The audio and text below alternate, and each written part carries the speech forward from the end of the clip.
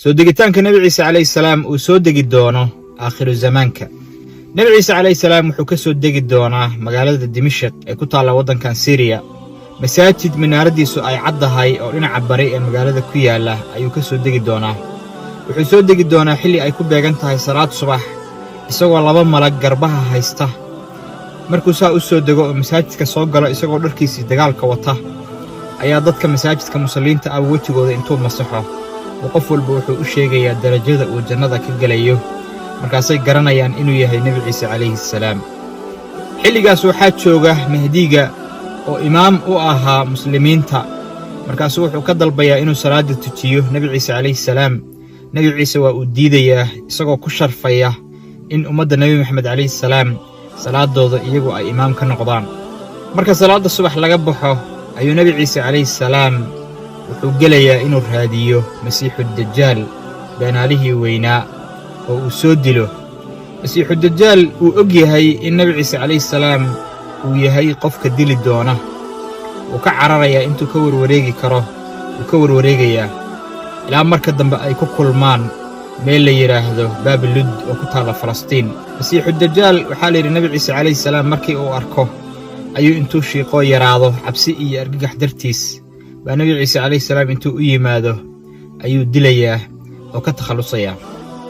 nabi ciise calayhi salaam wuxuu dadka ku xukumayaa si cadaalad ah. inta uu joogo nabigu calayhi salaatu wasalaam wuxuu leeyahay adduunka waxaa ku faafaysa amni iyo ammaan.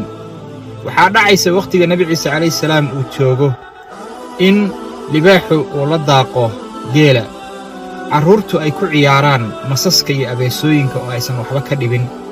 dadku intay hanti iyo Allah subxaanahu wa tacaala xoolo iyo nimcayo wax walba siiyo bay waxay waayi doonaan qof ay sadaqa siiyaan oo wax ku sadaqaystaan. nabi ciise calayhi salaam isagoo jooga ayaa Allah subxaanahu wa tacaala wuxuu soo diri doonaa yuug iyo yamaayuug oo ah dad bini aadan ah oo malaayiin ah oo soo bixi doona aakhiru zamaanka, oo adduunkoo dhan baabi'in doona, oo badaha fuuqsan doona, oo beeraha cagta marin doona, oo dadka layn doona.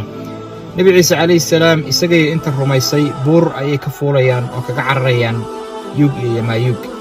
yuug iyo yamaayuug markii dhulka waxay ka samayn kareen oo dhan ay ka sameeyaan oo ay istidhaahdaan wax idiin haray ma laha, bay intay istaagaan bay waxay odhanayaan wixii dhulka yaallay oo dhan waan baabi'innay, waxa samada jira ayaan soo baabi'inaynaa oo dilaynaa. fallaarahooda waxaa layidhi waxay u jeedinayaan cirka. markaasaa fallaarahooda waxaa ku soo noqonaya iyagoo dhiig leh, iyadoo ilaahay subxaana wa tacaala ku imtixaamayo. markaase waxay moodayaan inay soo dileen wixii samada joogay. iyagoo dabaaldegaya waa Allah subxaana wa tacaala wuxuu u soo dirayaa dixri yar. dixrigaasaa kulligood sanka intuu ka wada galo bay hal mar kulligood wada la'anayaan oo baaba'ayaan. markay kulligood wada bakhtiyaan ayaa dhulka waxaa laga joogi waayayaa qurunkooda iyo bakhtigooda. markaasaa nabi ciise calayhi salaam Allah subxaana wa tacaala wuxuu ka baryayaa in uu urtooda iyo bakhtigooda ka xaaqa dhulka. markaasuu Allah subxaana wa tacaala wuxuu soo dayn doonaa roobkaasoo dhaqaya meydkooda iyo bakhtigooda ka dhaqaya dhulka ka nadiifinaya. nabi ciise calayhi salaam maalinkii la qaaday wuxuu jiray 33 sano. dhulka markii uu u soo dego wuxuu ku noolaan doonaa 7 sano keliya.